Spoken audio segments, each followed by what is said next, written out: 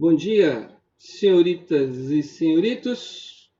Vamos dar sequência à nossa discussão, certo? Deixa eu só ver aqui o que está sendo postado aqui nesse chat sobre, né? Ela já existia. A pergunta aberta aí sobre a peste negra, né? A peste bubônica, né? Bom, os estudos dizem que ela era oriunda do Oriente e vai chegar na Europa via os portos da Itália durante o período medieval, né? Ela vai ser introduzida aqui, segundo alguns estudos, né? Via os navios comerciais que circulavam pelo mar Mediterrâneo, certo? Beleza? Picos, como qualquer doença, certo? Ela tem seus momentos de pico, né? Aí você tem uma queda, você tem um momento de pico, você tem uma queda, por exemplo, a dengue. Qual é o pico da dengue, né? Não tem uns picos? Ah, agora é a época da dengue, certo? Como as pessoas não cuidam do seu lixo, você tem um pico da dengue. Tem períodos do ano em que ela arrebenta, certo? Tem aquele pico, muita gente fica doente e depois ela cessa, certo? Depois ela cessa, ela reduz bastante. Então, os picos de determinadas doenças, elas ocorrem. Esse período de inverno, você tem as gripes, né? Tanto que você tem vacinas para precaver. Então, essas doenças, se você não tem cura efetiva, ou tem a cura e você não faz uso, porque você é resistência, vamos dizer assim, antivacina, certo? Você tem os momentos, os períodos do ano, em que essas doenças aparecem com mais força e menos força. Na época da peste negra, você não vai ter uma cura efetiva para a peste negra, certo? Você vai ter o entendimento de como ela funciona e o tratamento disso, para evitar o alastramento, certo? Beleza? Mas nessa página que eu sugeri, salvo engano, tem uma discussão sobre a peste negra para quem é interessado. Respondeu? Vamos dar sequência então. Nós estamos discutindo a transferência da família real, né, portuguesa, para o Brasil. Beleza? O chamado período joanino, né, e nós apresentamos ontem o contexto, né, na última aula, o contexto europeu, né, ligado à expansão napoleônica, né, e a pressão que vai ser exercida sobre essa corte. Sugerimos até o livro do Laurentino, né, o 1808, certo? Como uma referência de leitura sobre o tema. Certo? Vimos aí que a família real então vem para o Brasil, fugido de Napoleão, protegido, salvaguardado pela Marinha Inglesa, certo? E no dia 22 de janeiro de 1808, eles aportam na Bahia, se deslocando posteriormente para o Rio de Janeiro. Vimos os impactos que vão ser gerados na colônia, né? As benesses que serão oferecidas à Inglaterra, né? As taxas, é importante perceber isso aqui, né? O favorecimento que a Inglaterra vai ter, o benefício que ela vai ter, ela vai pagar menos imposto que os próprios comerciantes portugueses e muito mais do que os próprios comerciantes portugueses. Nós vamos ver futuramente que isso vai afetar a própria elite nacional, né? Quando ela quiser desenvolver um processo industrial, isso no século XIX, certo? Como competir com a Inglaterra, né? Como competir? Mais desenvolvida, tecnologia melhor, em tese, produtos melhores e melhor qualidade, por um preço mais baixo. Como que a minha indústria nacional competirá? É uma reflexão até para ser trazida para os dias atuais, né? Como competir com um produto estrangeiro, aonde o produto é mais barato, o preço equivalente, de uma qualidade melhor. Como competir? É descartar a nossa indústria ou investir na nossa indústria? É um debate interessante, que fica para outro momento, quando a gente chegar lá. Beleza? Vimos os impactos para a colônia, né? A instauração de uma série de instituições, né? Que não haviam, mas que têm que ser criadas para dar suporte a essa família real que chega, né? Você não tinha biblioteca, você não tinha universidade, você não tinha locais para diversão, por exemplo, teatro, parques. Isso tudo vai sendo criado, certo? Concomitante à presença da família real nessa colônia. Beleza? Aí nós citamos aí para vocês alguns, né? Escola de Belas Artes, a Escola de Medicina, a Escola de Direito, né? Chamamos atenção para a criação de um jornal, né? Ou seja, até então você não tinha isso no Brasil. Tem chamada atenção direta, o processo educacional até o século XIX era responsabilidade dos jesuítas. Então, que tipo de educação que se recebia no Brasil? É importante sempre pensar isso, né? Vimos aí a elevação da colônia a reino, né, para que Dom João pudesse vir a participar do Congresso de Viena. E no momento que o Brasil se torna reino, a discussão é: aceitaríamos voltar a ser colônia? A presença da corte que elimina o pacto colonial, aceitaríamos voltar a nos submetermos a esse pacto colonial? Ou seja, a vinda da corte para o Brasil começa a pavimentar, né, os rumos da nossa independência. Né? Pós a Revolução do Porto, em 1820, e a instauração de uma monarquia parlamentar ou constitucional em Portugal, Dom João retorna, deixando aqui o seu filho, o príncipe herdeiro, o Dom Pedro I. Deixei o nomezinho aí de, né, extra, né, esse gigante nome deles. Certo? E a partir daí, o que nós temos? Nós vamos ter uma perspectiva da nossa elite em assumir o controle político, certo? Se não de fato, não é? Mas estar participante desse processo político brasileiro. Decidir os rumos da política nacional. Esse é o objetivo dessa elite que durante tanto tempo ficou submetida aos mandos e desmandos da metrópole, certo? Então, segue o slide, vamos discutir cada ponto, né? Mediante as pressões portuguesas para a submissão do Brasil, a aristocracia rural brasileira, comerciantes e burocratas se organizam no que virá a ser o Partido Brasileiro. Que pressões são essas? Ora, estabelecida a monarquia constitucional, a burguesia participante, a burguesia portuguesa, lá em Portugal, certo? Ela propõe o retorno do Brasil à condição de colônia, ela propõe a condição do Brasil o retorno ao pacto colonial, certo? São pressões exercidas por essa burguesia. É aquela ideia, a liberdade, a igualdade, certo? Ela serve para nós, certo? O Brasil é colônia, deve se submeter aos nossos interesses. Essa é a leitura, essa é a perspectiva, certo? Então a nossa elite ela tenta se organizar no objetivo de impedir que o Dom João em Portugal ou Dom Pedro aqui se submeta a esse processo, certo? Sempre lembrando que na América Espanhola o processo de independência já está em curso, certo? Uma hora o processo de independência ele irá explodir no Brasil. A discussão é quem vai liderar o movimento, certo? Quem vai liderar o movimento? O processo de independência, né, será produzido pelo povo, certo? Ou será produzida pela elite? Ela vai ser de baixo para cima ou de cima para baixo, certo? Isso tem impacto no resultado da independência, no resultado das revoluções, das manifestações, certo? E aí você cria então esse partido brasileiro, né? Aonde essa elite, segue o slide, ela se aproxima do príncipe e o apoia em um projeto de poder centralizado em troca de privilégios. Ou seja, nós apoiamos você, fica no Brasil, certo? Faremos de você imperador, daremos a você o poder centralizado em troca de privilégios. Que privilégios essa elite ela espera? A manutenção da estrutura brasileira, né? Qual é a estrutura no Brasil? O latifúndio, a grande propriedade, o trabalho escravo. A economia brasileira está voltada para a exportação, certo? Ela depende desse mercado internacional externo, certo? Porque ela produz em latifúndios em grande escala, voltada para esse mercado externo e o trabalho escravo.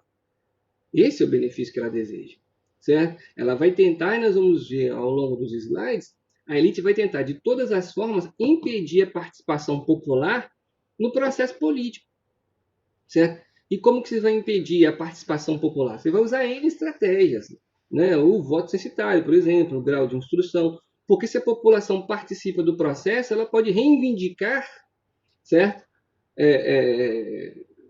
Ela pode fazer reivindicações que afetem esses privilégios da elite nacional. Por exemplo, a reforma agrária, a distribuição de terras, certo? A abolição da escravatura. Isso é possível?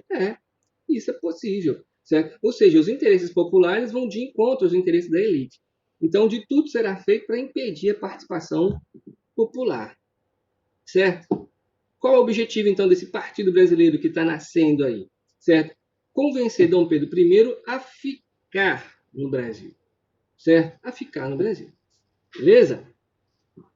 Sempre lembrando, como está destacado aí no slide, que houveram movimentos de caráter separatista que nós vamos fazer uma atividadezinha específica sobre a Inconfidência e a Conjuração Baiana, certo? São movimentos aí, né, que reivindicam a independência do Brasil, certo?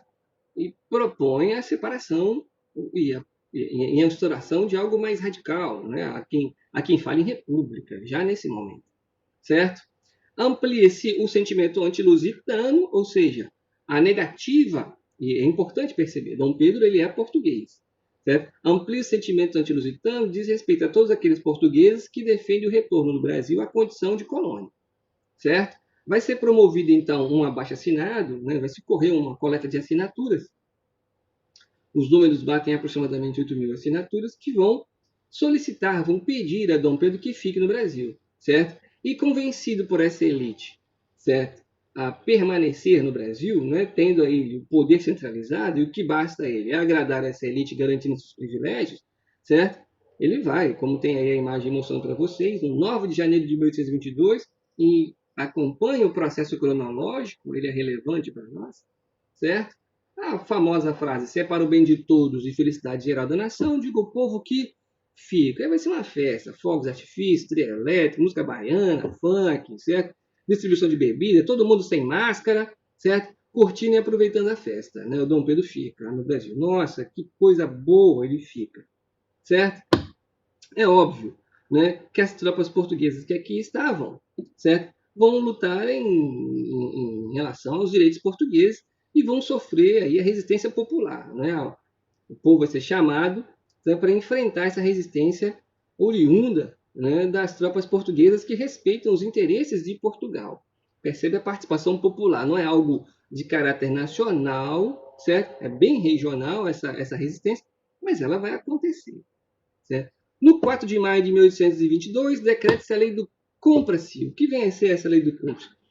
Dom Pedro determina que todas as imposições vindas de Portugal, todas as leis vindas de Portugal, só poderiam ser executadas com autorização dele. Ou seja, ele começa a enfrentar diretamente os interesses portugueses, né? Em nome dessa elite nacional que está à sua volta, certo?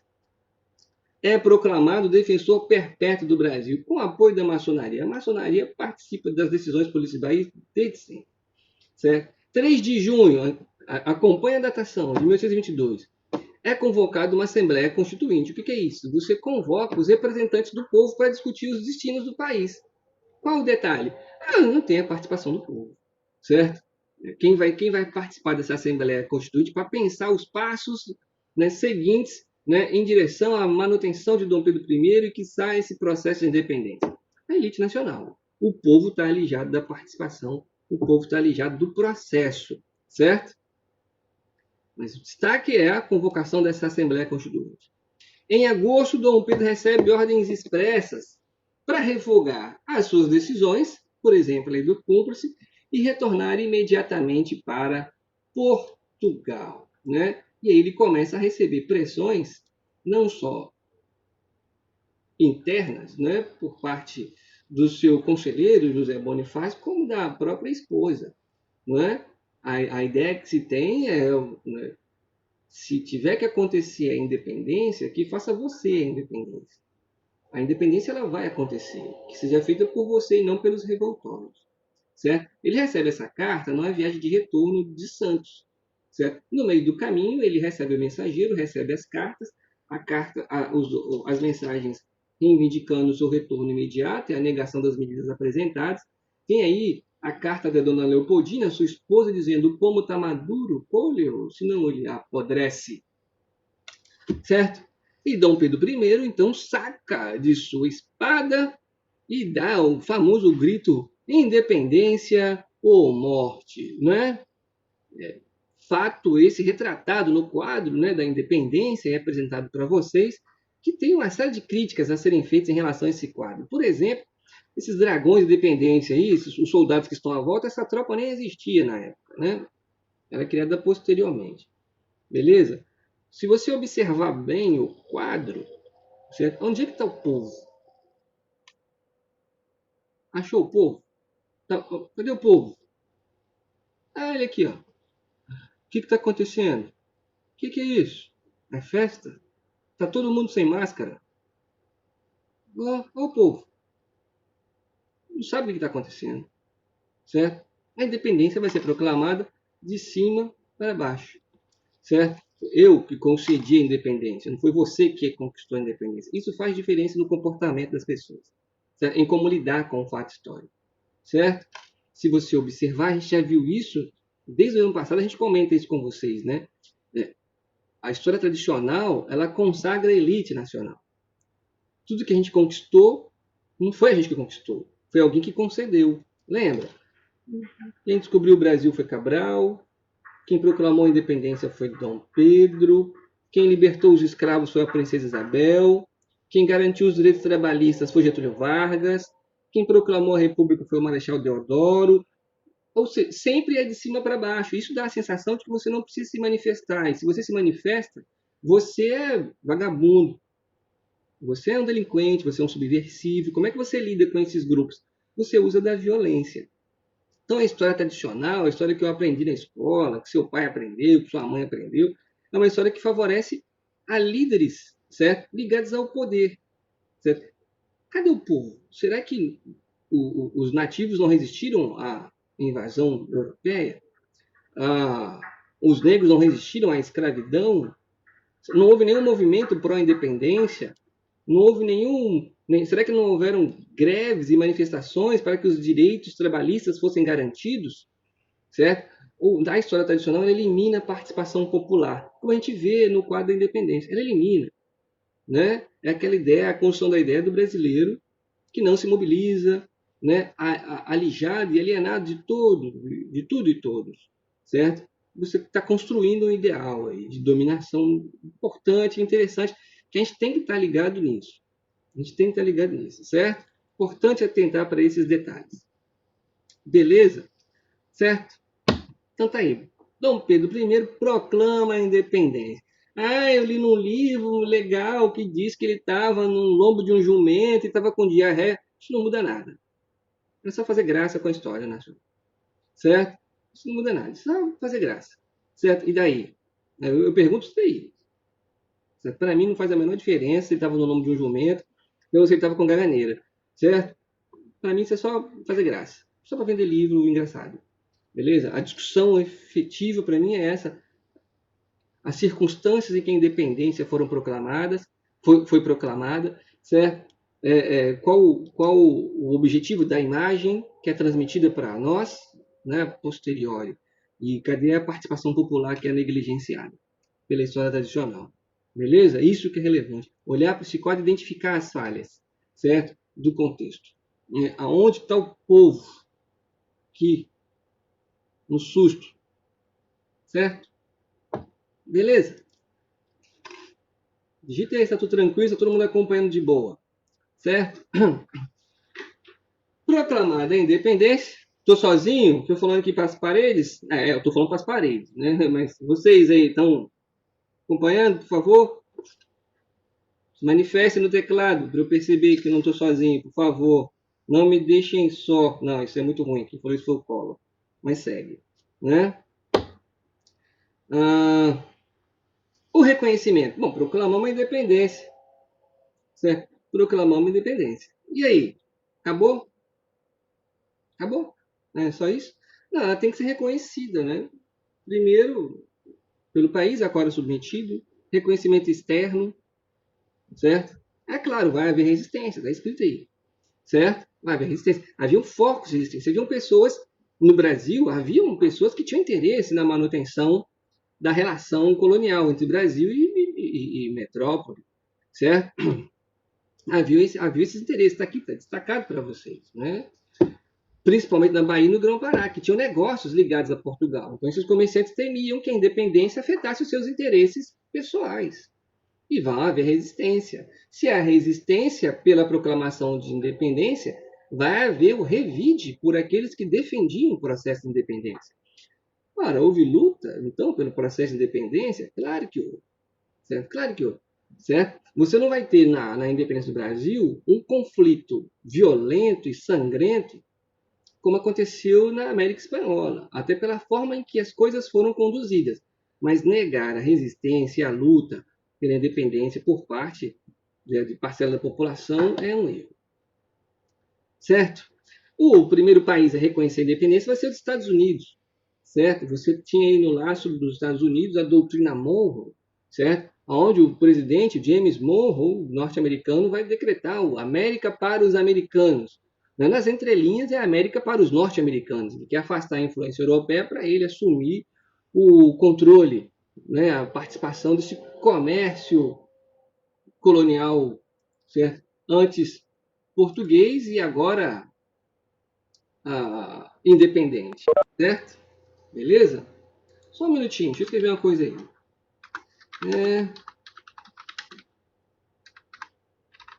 Beleza? Bom, tá aí a informação.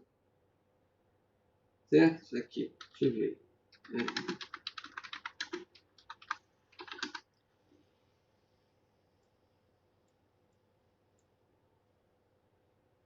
Ah, tá, beleza. Tudo bem. Tá. Eu não estava vendo esse chat. Beleza. Bom, seguindo.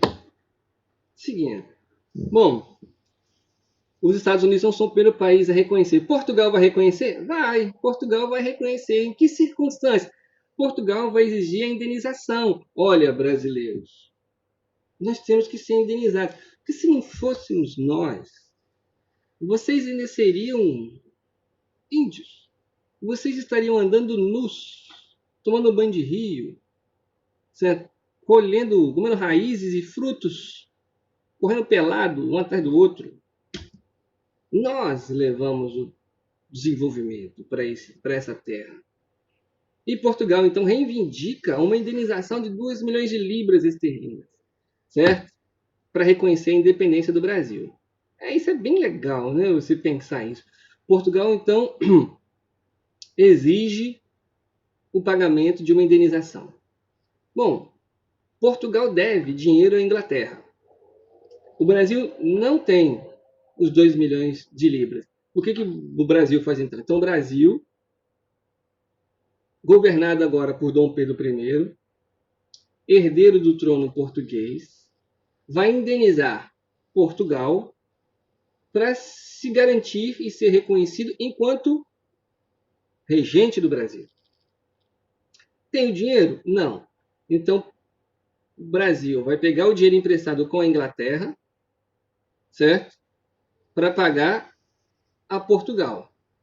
Como Portugal deve à Inglaterra, o dinheiro não sai da Inglaterra. Percebeu isso? Vê? Então o Brasil pega dinheiro emprestado com a Inglaterra para pagar a Portugal, que vai pagar a Inglaterra. A gente já nasceu com dívida externa. A gente já nasce com dívida externa. É importante atentar para esse detalhe. A gente já nasce com dívida externa. Aí você tem algumas charges, certo? Interessantes para a gente analisar, não é? Você tem uma aqui, o povo comemorando Viva a Independência. O que é isso, mãe? Deve ser algum novo produto em inglês. Essa charge já mostra como a gente está submetido ao interesse externo em inglês. Certo? Como o Brasil é colônia portuguesa, mas Portugal está ligado a uma dependência econômica, dívidas que ele tem em relação à Inglaterra, certo? Tudo que a Inglaterra quer vender, certo? Tudo que ela quer vender, que ela quer comercializar, ela, através de Portugal, ela joga para dentro do Brasil, certo? Outra bem interessante aqui, né? Puxa, depois da independência, nossa vida melhorou um bocado. Bom, proclamamos a independência nos moldes dos ideais iluministas, de liberdade e igualdade. Abolimos a escravatura? Acabamos com os privilégios da nossa elite? Não, é uma crítica, né? Eu já disse para vocês e vou repetir sempre. No Brasil, são necessárias grandes transformações para as coisas continuarem as mesmas. Certo? Aconteceu uma grande transformação, proclamamos a independência. Mas os benefícios e os privilégios permaneceram. Nós não abolimos a escravatura, nós não transformamos a nossa economia, que é um mercado voltado para o mercado externo. A gente não está buscando a autossuficiência produtiva, né?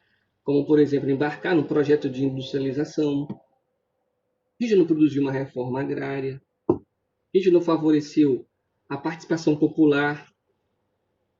Então houve uma transformação, mas a estrutura permaneceu a mesma, certo? A outra é bem engraçada, né? Cadê o pessoal ali com a espada levantada aqui? Ninguém liga muito para o horário político, infelizmente, né? Demarcando aí a ausência, né, na participação popular no processo de independência. Seguindo, tem que tomar cuidado com minha hora, eu perco a hora.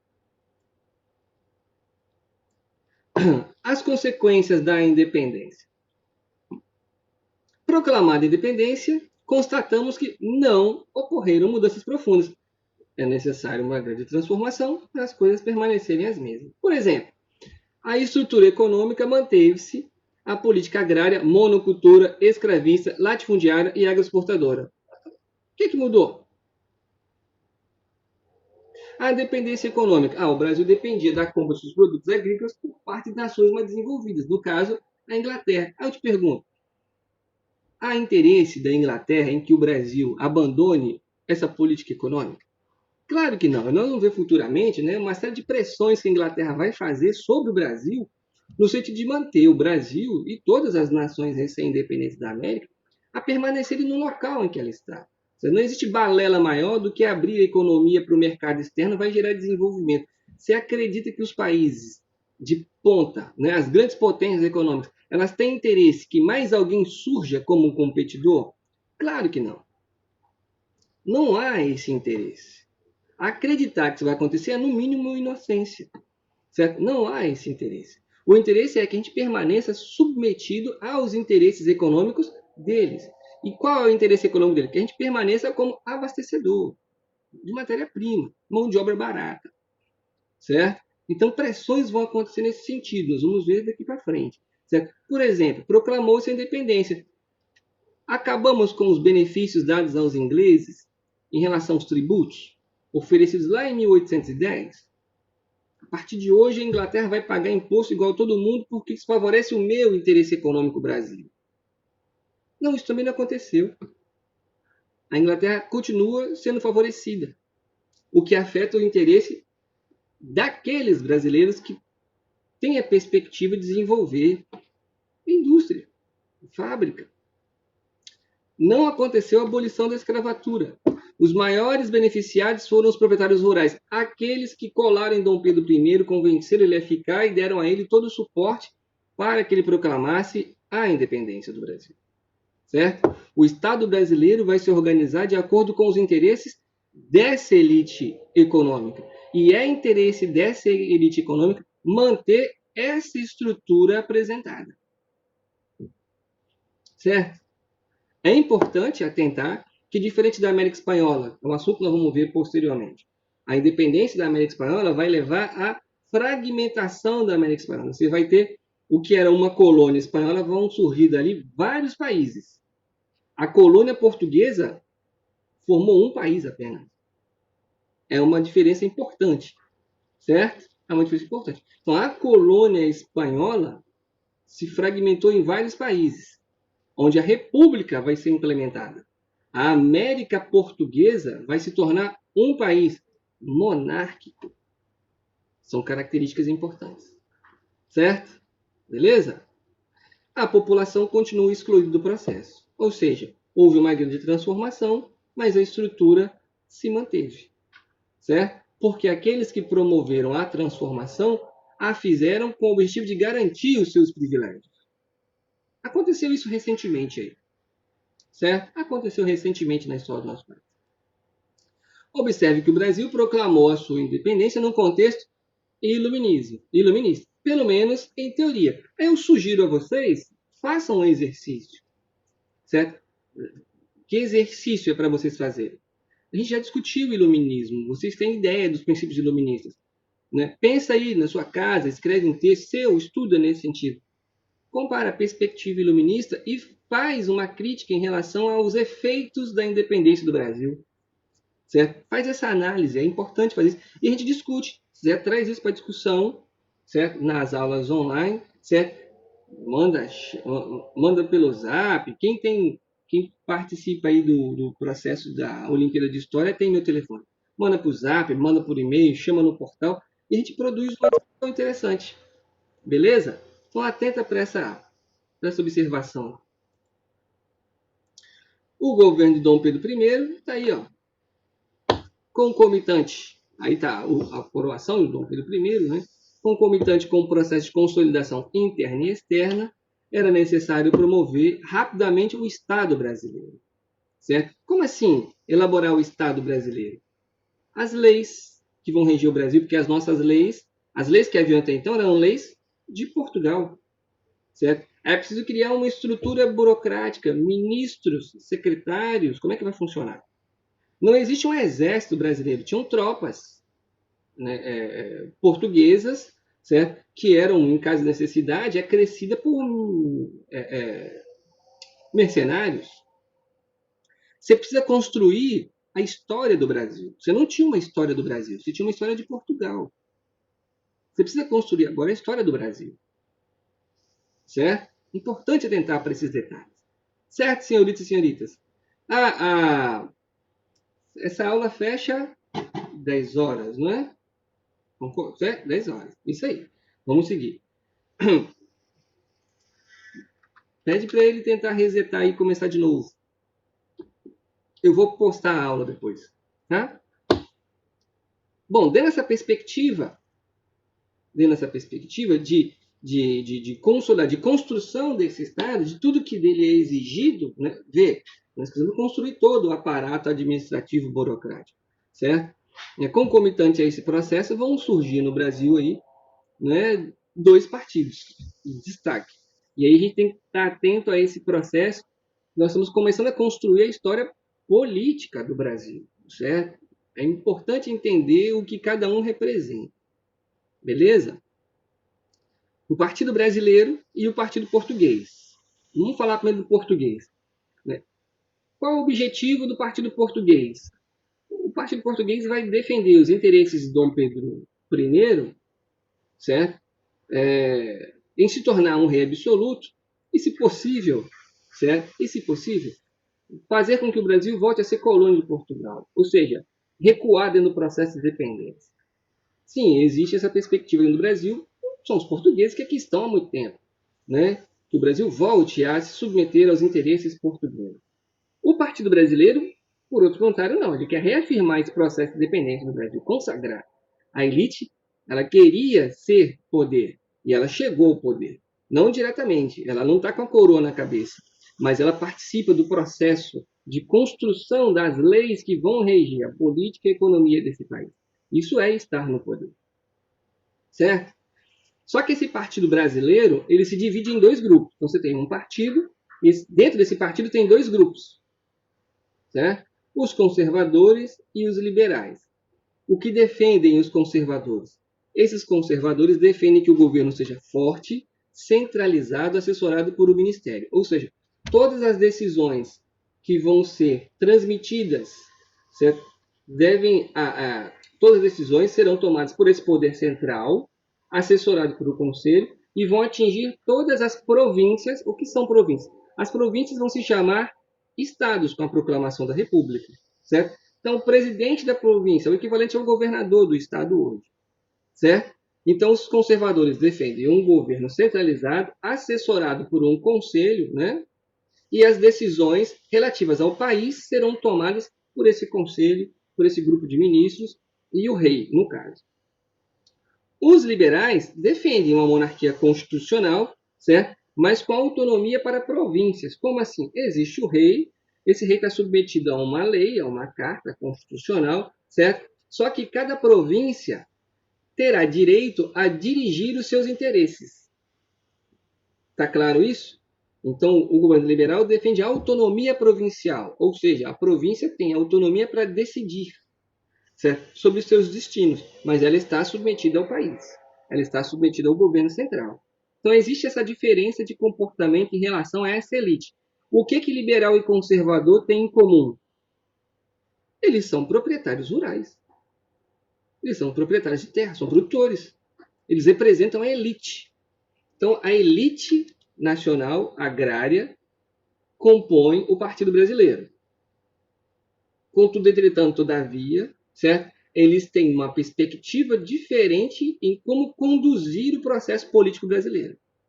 O que eles têm em comum? Ora, já que eles são a elite, eles querem manter a estrutura agrária exportadora e escravista.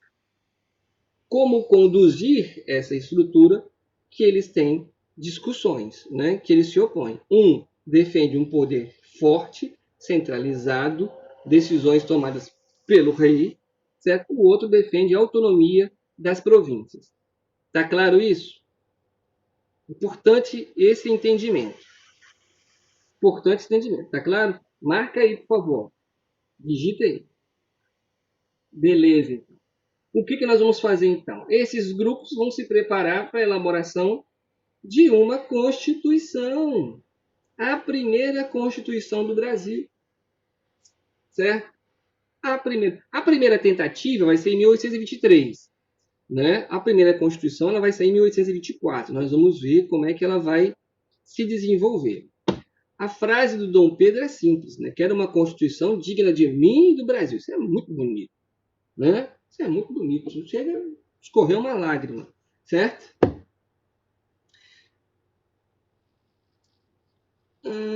Só um minuto, deixa eu ver aqui o chat. E quem não faz parte desse processo desses grupos? A massa.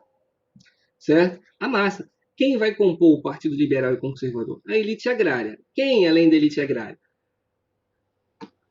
O corpo burocrático vai ser formado, você vai construir, por exemplo, você vai ter juízes, por exemplo, você vai ter comerciantes, certo? Grandes comerciantes. Então o corpo burocrático que vai ser construído, né, nesse país, né, a alta cúpula burocrática desse país, né, os grandes comerciantes, um grupo de profissionais liberais, certo? Essa parcela da população, que é a menor parcela que está sendo construída e se desenvolvendo nesse momento, ela vai participar desses partidos políticos. O que é importante se perceber é que a composição sólida, quem vai ter voz nesse partido é essa elite agrária.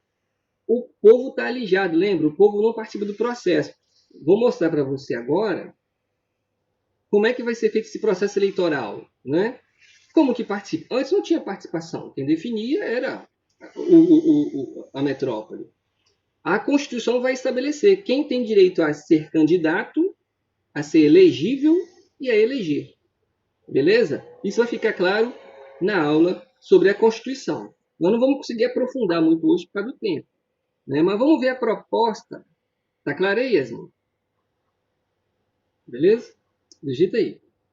A primeira proposta de Constituição foi apresentada em setembro de 1823 por Antônio Carlos Andrada, um homem que pertence ao Partido Brasileiro, mas ligado à ala liberal, mais moderada, vamos dizer assim. Certo? Ele chama de Constituição da Mandioca. Por que Constituição da Mandioca? Porque ela é elitista. Né? Como assim? Constituição da Mandioca era elitista. Para você ser eleitor ou elegível, eles vão usar como parâmetro a porção de terra que você tem. Então, dentro da sua porção de terra, qual a quantidade de mandioca que você pode plantar ali? Então, dependendo da produção de mandioca que você poderia vir a produzir, vai te dar o direito a ser um eleitor ou ser um candidato. A maior parte da população brasileira não participa do processo. Percebe?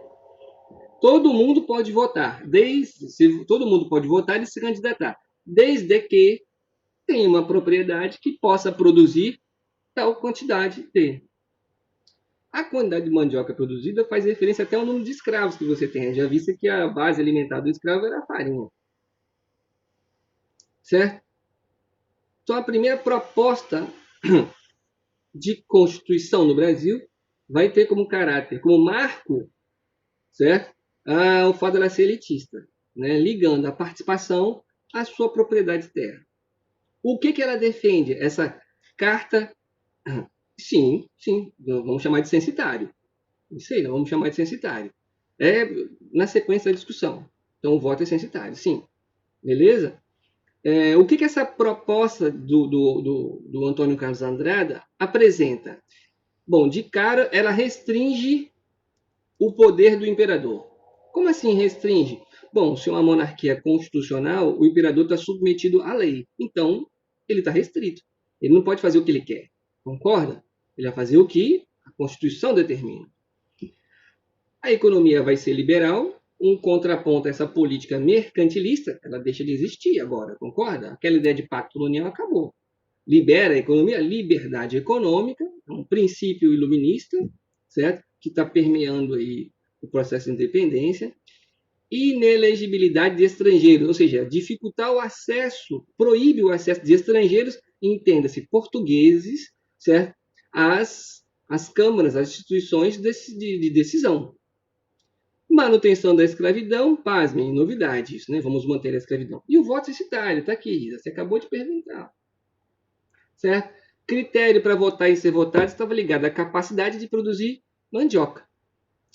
Tal critério exclui a maioria da população brasileira. Certo? Pergunta para pensar. Dom Pedro aceita essa Constituição? Não. Ele não aceita essa Constituição. Certo? Ele não admite essa Constituição. Por que ele não admite? Primeiro ponto. Ele não admite ter o seu poder restrito. Mas a gente não vai conseguir discutir isso hoje. Vai ficar para os próximos capítulos. Não perca a série. Certo? A série aí continua. Então eu vou dar um stop aqui.